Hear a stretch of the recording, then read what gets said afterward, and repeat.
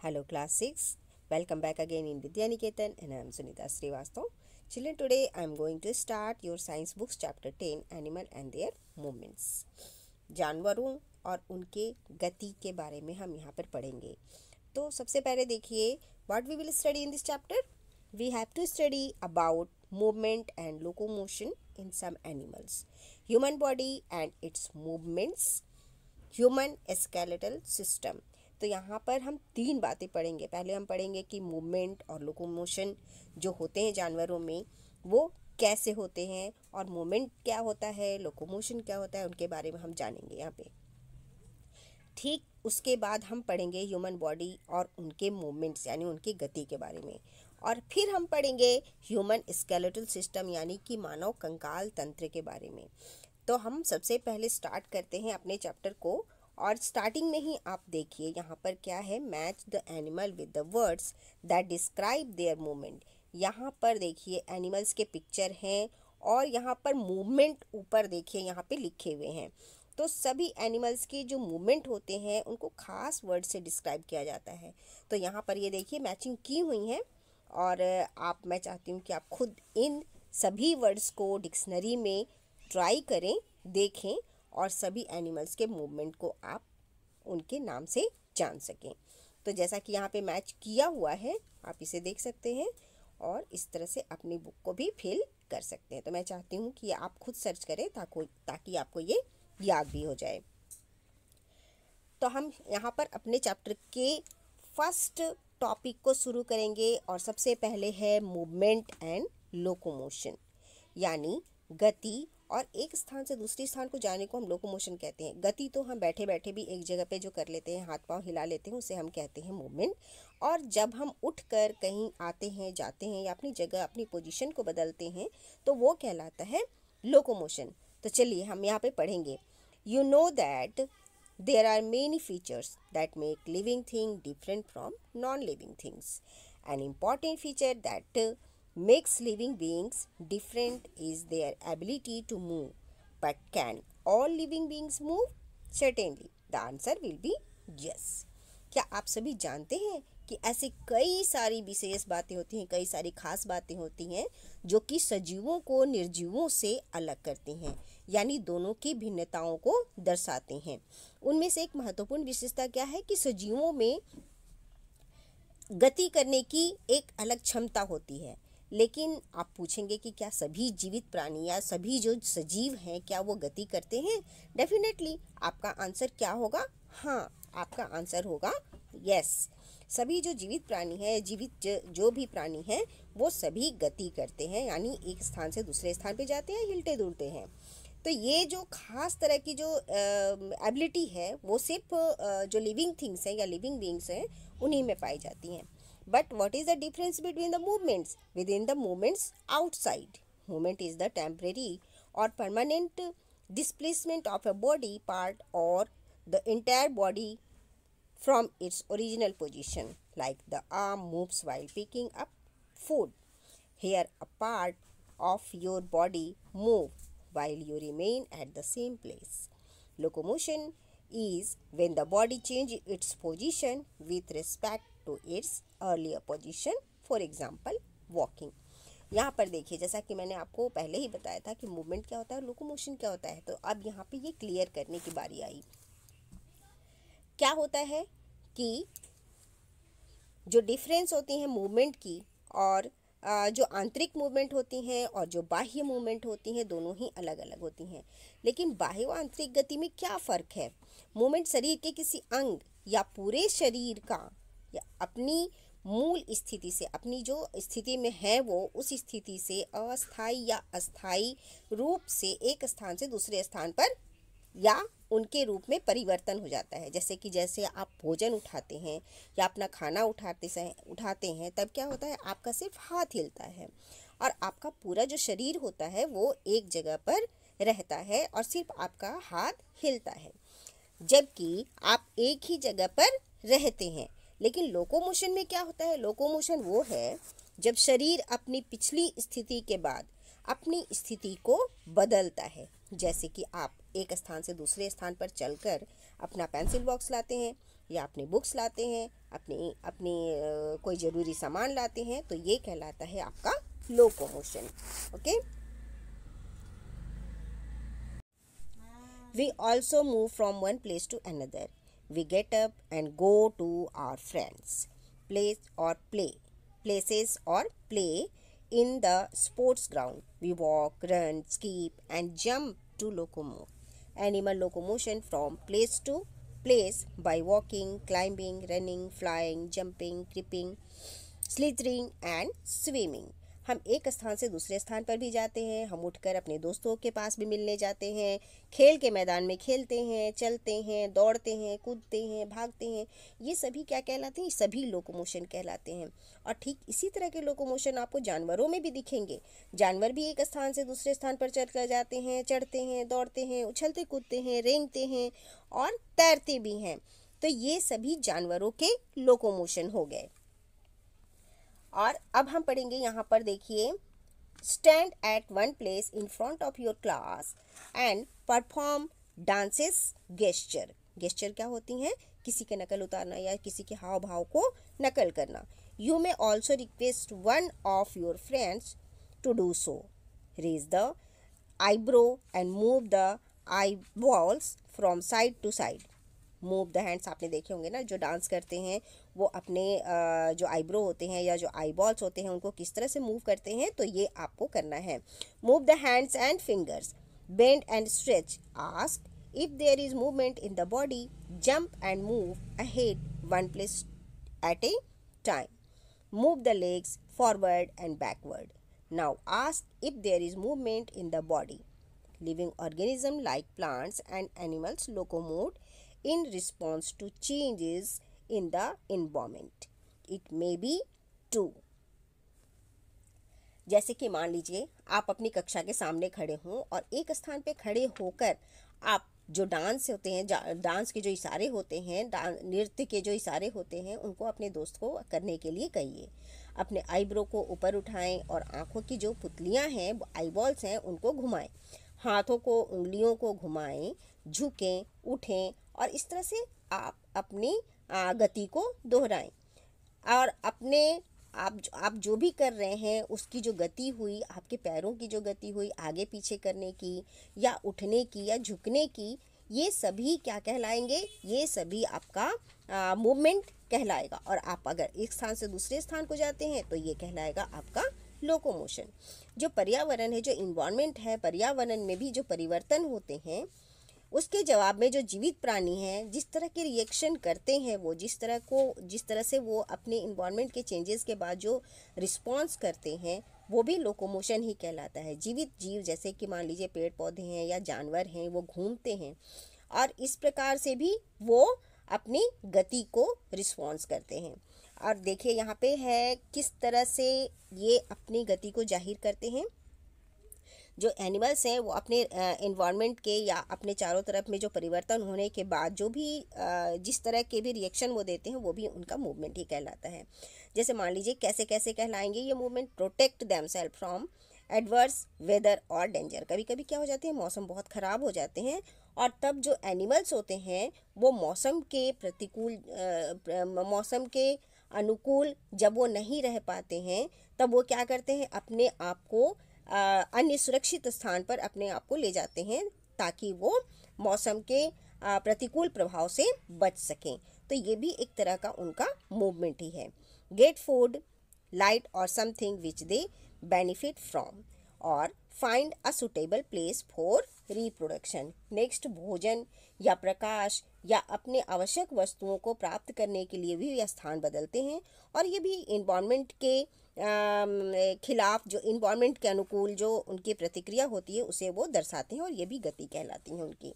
Next है कि वो रिप्रोडक्शन के लिए, रिप्रोडक्शन क्या होता है, अपने जैसे बच्चों को जन्म देना। तो जो अपने जैसे बच्चों को जन्म देना होता है उनका, तो वो किसी ऐसे सुटेबल प्लेस की तलाश करते हैं, एक उपयुक्त जो स्थान है उसकी तलाश करते हैं जहां वो अपने जैसे बच्चों को जन्म दे सके। तो ये भी क्या हुआ, ये भी एक तरह से उनका मूवमेंट ही हुआ।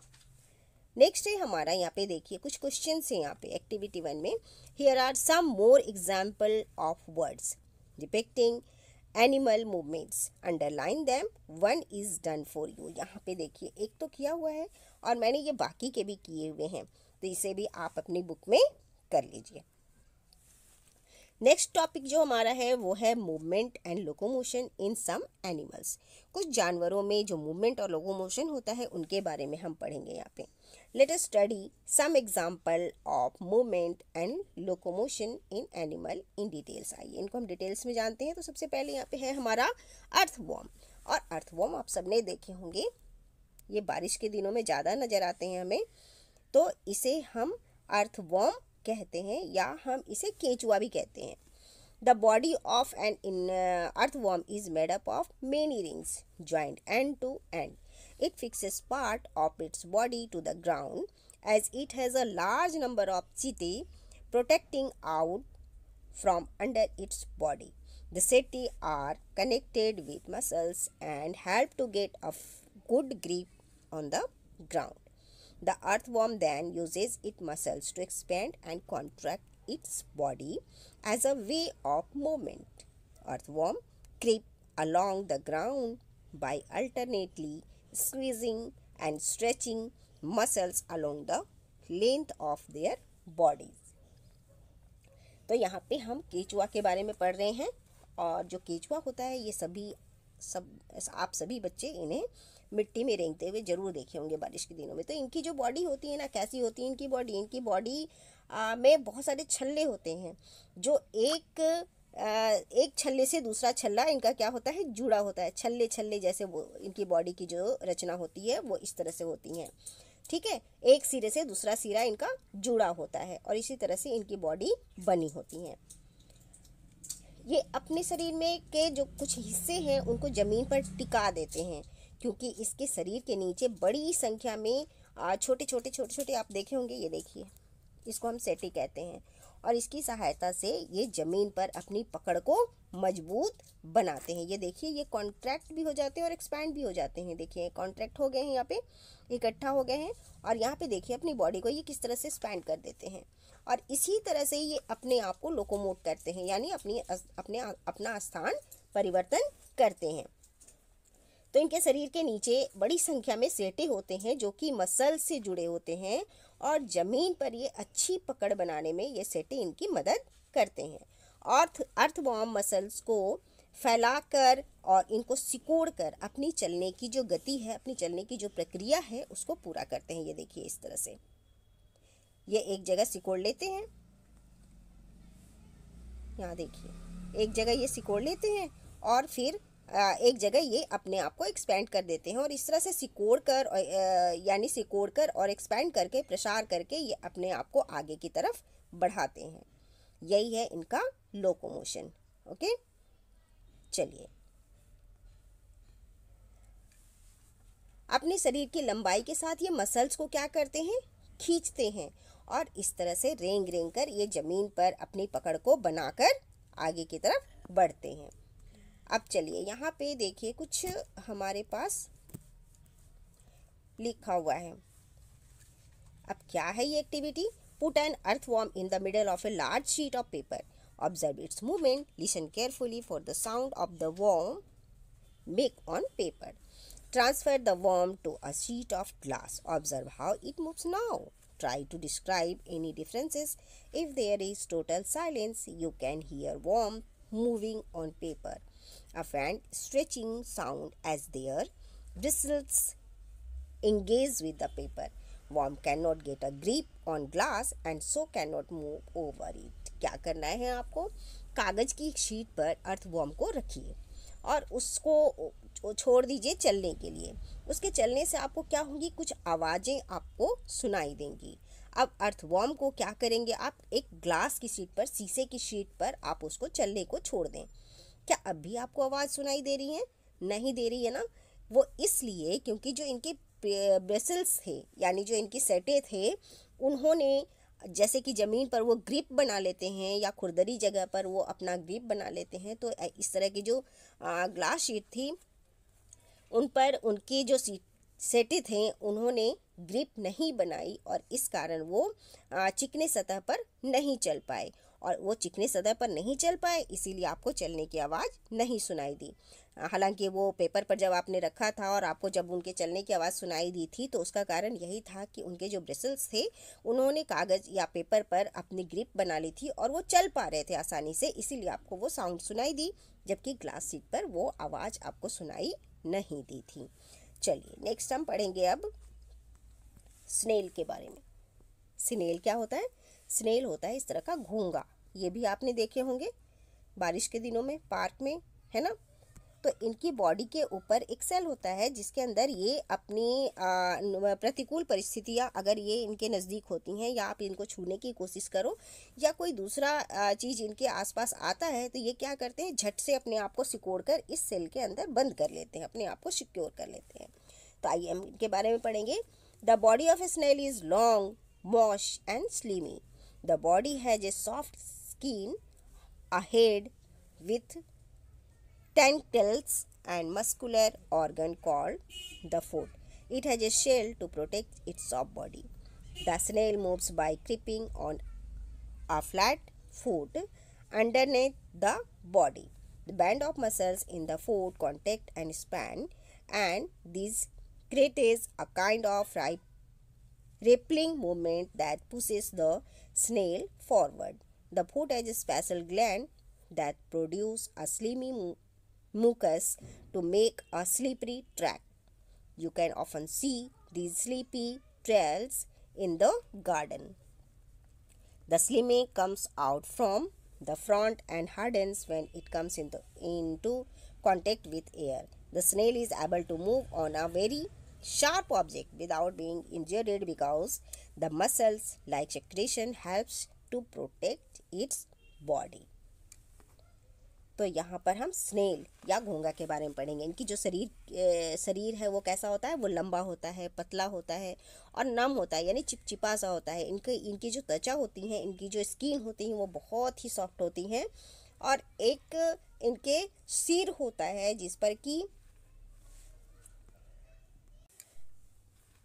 टैंकलेस होती हैं और उन पर एक मस्कुलर ऑर्गन होता है जिसे हम फुट कहते हैं। इनकी जो सॉफ्ट बॉडी होती है वो प्रोटेक्शन के लिए एक खोल होता है इनके, जिसको मैंने अभी आपको बताया था। और जो स्नेल का जो शरीर है वो नीचे की तरफ से बिल्कुल सपाट होता है, आप जैसा कि देख पा रहे होंगे पिक्चर में, जिस पर ये रेंग कर चलते हैं। पैर के जो मसल्स होते हैं वो फैले हुए होते हैं और उन्हीं से वो फैलाते भी और सिकोड़ते भी हैं। और एक प्रकार की जो इनकी गति होती है वो वेबी होती हैं, जैसे वेब करते हुए ये चलते हैं। और जो घोंगा होता है ये आगे की तरफ अपनी इसी गति को दोहराता हुआ चलता है, यानी लहरदार गति, एक तरह से हम कह सकते हैं कि लहरदार गति होती है घोंगे की, जिससे वो आगे की तरफ बढ़ता है। पैरों में एक प्रकार का स्पेशल ग्लैंड होता है जिससे फिसलन या चिपचिपी सी ट्रैक इनकी बनती चली जाती है और उनमें से एक लिक्विड सा कुछ निकलता रहता है जो इनके बॉडी को प्रोटेक्ट करता है और इसी कारण ये बहुत शार्प ऑब्जेक्ट पर भी बड़ी आसानी से चल सकता है। इसको शार्प ऑब्जेक्ट या कोई भी ऐसी नुकीली चीज़ हो उस पर भी ये आराम से चल लेता है। आपने अपने बगीचे में या पगडंडियों पर बरसात के दिनों में या बरसात के आसपास के दिनों में आपने देखे होंगे इस तरह के निशान, वाइट कलर के निशान आपने देखे होंगे, सफ़ेद कलर के निशान, वो स्नेल के ही चलने के निशान होते हैं। ये क्या होते हैं, जो लिक्विड इनके बॉडी से निकलते हैं जिस पर ये चलते हैं, जिससे इनका ट्रैक बनता है, वो जब हवा के संपर्क में आते हैं तो क्या हो जाते हैं, थोड़े हार्ड हो जाते हैं और सूख जाते हैं। इसी कारण आप इन्हें बाद में देख पाते हैं। घोंगा जो शार्प ऑब्जेक्ट पर चलता है वो अपनी इसी लिसी वाली जो चीज़ निकलती हैं इनकी बॉडी से, उसकी ही वजह से वो चल पाता है और यही लिक्विड इनके शरीर की रक्षा भी करता है। तो ये है हमारा स्नेल जिसे आपने देखे होंगे अपने पार्क में। आइए नेक्स्ट हम पढ़ेंगे कॉकरोचेस के बारे में।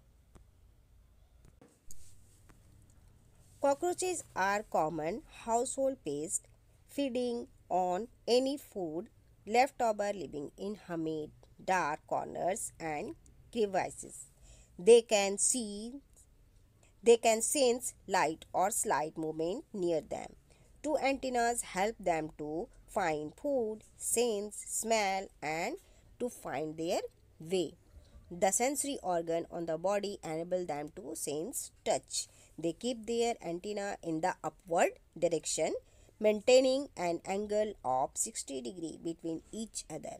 They have compound eyes that help them to detect motion. Each eye has more than 2000 lenses that help these insects see in the directions. तो कॉकरोचेस के बारे में आपको बताने की इतनी ज़्यादा ज़रूरत नहीं है, सिर्फ आपको इनकी गति के बारे में बताऊंगी। आपने कॉकरोचेस ज़रूर देखे होंगे अपने घर या अपने आसपास से कॉकरोचेस सभी बच्चों ने ज़रूर देखे होंगे। तो ये क्या है, ये एक सामान्य या जनरल जो जिसे हम कह सकते हैं कॉमनली आपने इनको अपने घर के आसपास देखे होंगे। तो हम कह सकते हैं कि ये कॉकरोचेस एक सामान्य घरेलू कीट है। तो जो क्या खाता है, हमारे घर में जो बच्चे खुचे भोजन होते हैं उन्हीं से इनका पेट भर जाता है, वही उनका भोजन होता है। ये कैसे स्थान पे पाए जाते हैं, नमी वाले स्थान पे पाए जाते हैं और अंधेरे जगह पर कोने में या दरारों में छुप कर रहते हैं ये। और जब हम लाइट रात को ऑफ कर देते हैं तब ये एक्टिव हो जाते हैं और ये नज़र आने लगते हैं, है ना। लाइट के प्रति ये बहुत सेंसिटिव होते हैं। जैसे ही आप लाइट जलाओगे ना, ये भाग जाएंगे और हलचल होने लगेगी इनमें। अगर जैसे ही आप लाइट बंद करोगे, ये वापस से आपके किचन में घूमने लगेंगे। तो इनके हेड पे क्या होता है, एक एंटीना होता है, दो एंटीना होते हैं, सॉरी, इनके हेड पर दो एंटीना होते हैं जो इन्हें क्या क्या काम में मदद करते हैं। इन्हें भोजन ढूंढने में, सूंघने में, रास्ते का पता लगाने में इनको मदद करते हैं। इनके शरीर पर दो जो सेंसरी ऑर्गन होते हैं वो इनको टच या स्पर्श को फील करने में इनकी मदद करते हैं। ये हमेशा अपने एंटीना को कैसे रखते हैं पता है, 60 डिग्री के एंगल पर दोनों एंटीना को रखते हैं ये। और इनके जो आइज़ होते हैं वो कंपाउंड आइज़ होते हैं, पता है। ये हर तरफ देख सकते हैं। इनके जो कंपाउंड आइज़ जो होते हैं वो इनकी बड़ी हेल्प करते हैं। ये अपने आसपास जो भी गति होती हैं उनको पहचानने में इनको बहुत सरलता से इनके जो आइज़ होते हैं वो पता कर लेते हैं। प्रत्येक जो इनकी जो आँखें होती हैं उनमें 2000 लेंसेस होते हैं जो इनको क्या हेल्प करते हैं, इनको सभी दिशाओं में एक साथ देखने में इनकी बहुत मदद करते हैं। तो समझ जाओ अब ये कॉकरोच कितने डेंजरस होते हैं, है ना। These insects can see more than one object at the same time. If something moves near them, then as a response they run and hide immediately, getting into any crack by flattening their body. They have 3 pairs of legs to walk, run and climb. They have 2 pairs of wings to fly in them. The body is segmented and protected by the hard outer skeleton plates permitting movements. Cockroaches have distinct muscles. Those near the legs move the legs for walking. The claws on the legs of cockroaches help them to movements. Even the hair on the legs aid them in sensing touch. The breast muscle move the wings when the cockroaches flies. तो यहाँ पे देखिए ये जो insect होता है वो एक समय में एक से अधिक ज़्यादा चीज़ों को भी देख सकता है। एक ही समय में ऐसा नहीं है कि वो एक ही चीज़ों को देखेगा, वो कई सारी चीज़ों को देख सकता है। अगर उनके सामने कुछ भी मूव करता है तो उसके जवाब के तौर पर पता है वो क्या करते हैं, दौड़ कर कहीं अपने आप को छुपा लेते हैं या किसी दरार में घुस जाते हैं, अंधेरी जगह पे चले जाते हैं। और जो इनके 3 जोड़े पैर होते हैं यानी 6 पैर इनके होते हैं वो उनको चलने में और चढ़ने में उनकी हेल्प करते हैं। इनके जो 2 जोड़े पंख होते हैं उन्हें हवा में उड़ने में मदद करते हैं। इनकी शरीर पे पता है एक बाहरी स्केलेटन होता है। ये क्वेश्चन आपके आ सकता है कि जो कॉकरोचेस होते हैं क्या उनके बाहरी स्केलेटन होते हैं, तो आप लिखेंगे यस। इनका जो बॉडी होता है उसके ऊपर एक आउटर स्केलेटन होता है जो इनको सुरक्षित बनाए, इनकी बॉडी को प्रोटेक्ट करता है, इनको सुरक्षा प्रदान करता है, जिससे ये क्या होता है। और दूसरा काम ये भी होता है कि इनका जो स्केलेटन है ये इनको मूव करने में, इनके मूवमेंट में इनको हेल्प करता है। इनके पैरों के पास एक स्पेशल टाइप की मसल्स होते हैं जो चलने में इनकी मदद करते हैं। इनके पंजे भी इनको चलने में मदद करते हैं। इनके पैरों के पास कुछ छोटे छोटे, बहुत छोटे छोटे बारीक बाल होते हैं जो इनको फील करने में या किस टच को फील करने में इनकी मदद करते हैं। जब कॉकरोच उड़ते हैं तब पता है इनका क्या होता है, इनके जो ब्रेस्ट मसल्स होते हैं वो इनके जो विंग्स हैं उनको हेल्प करते हैं हिलने में, और इस तरह से ये हिल पाते हैं और उड़ पाते हैं। तो आज का जो हमारा वीडियो है वो यहीं तक। अगले वीडियो में हम बर्ड्स के बारे में पढ़ेंगे और उसके आगे के बारे में पढ़ेंगे। ओके, तब तक आप अपना ध्यान रखें, अपनी पढ़ाई जारी रखें और मेरे साथ पढ़ते रहें। थैंक यू बच्चों, हैव ए नाइस डे।